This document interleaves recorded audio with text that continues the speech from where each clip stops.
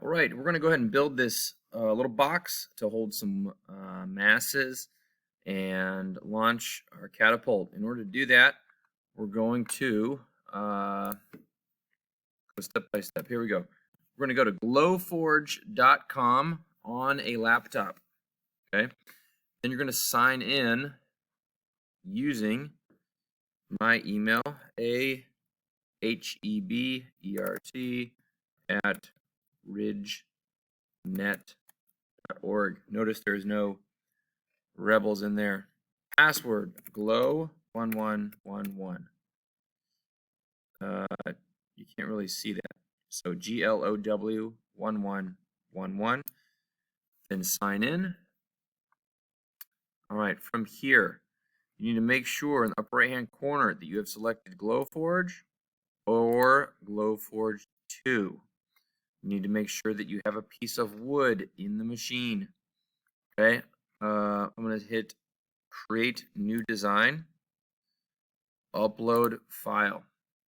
Okay, now in your downloads, if you don't have it, you need to go back to the assignment, okay, and look for the file that's in the assignment. So where it should look something like this. So in the assignment, you've got this PDF right here, right? When you click on it, that little arrow, it takes it to your downloads. There it is. If you click on it and open it up, it looks like that. Those are all the pieces for your counterweight. Okay.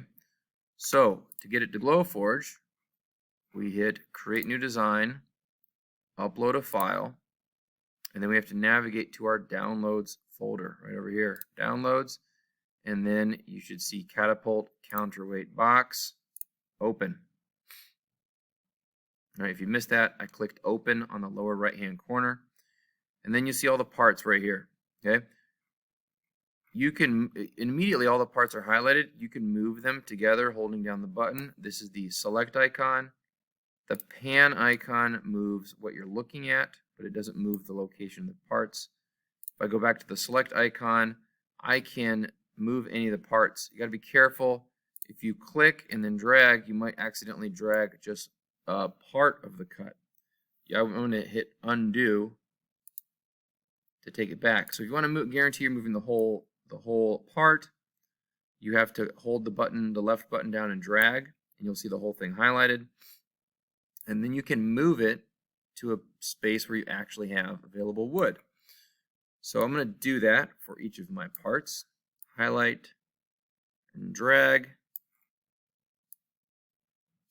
So we don't need a fresh piece of wood every time. Place your pieces as close together as possible. If you want, you can rotate.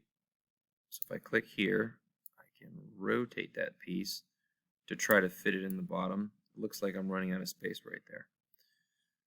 So anyway, you might need to get a new piece of wood, or you might be able to only print a couple of your parts and have to reprint the others.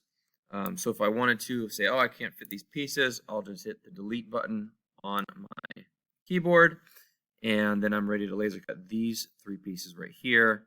Again, try to, as best you can, try to save wood by putting your pieces near existing cuts. You can see other pieces that got cut out already. Go to Enter Settings, so make sure you have cut selected. Come down and hit, if you hover over any of these little symbols, those are names that people gave previous cuts, just click on the arrow and make sure that your speed is 165 and that you've got full power toggled right here, full power. And then for the material, we're going to click on medium ash hardwood, right? And then we're going to press, oh, the lid is open. Let me run back there.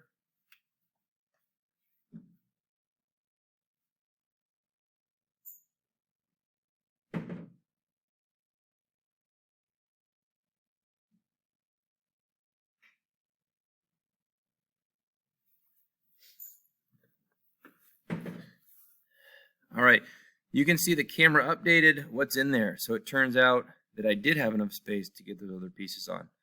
So I just didn't have my piece of wood set up first. So make sure you set up your wood before you start laying out your design. That was a mistake that I made. But when you're ready to cut, basically, you've got your settings, you've got the wood selected, you'll just hit print right here. That doesn't make the laser start cutting, right? What makes the laser start cutting is when you go back, you turn on the fan, and then you press the blinking button on the laser. Make sure you have the fan running when you press the blinking button, and then we should be okay. I'm going to hit cancel print. I just noticed this piece right here is not in the right spot, and it's bugging me because I'm wasting wood. There you go. But anyway, I'm not going to print this, obviously, but make sure that you are using wood efficiently. Make sure you got your settings in.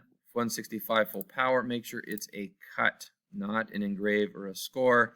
And please, please, please make sure the fan is on.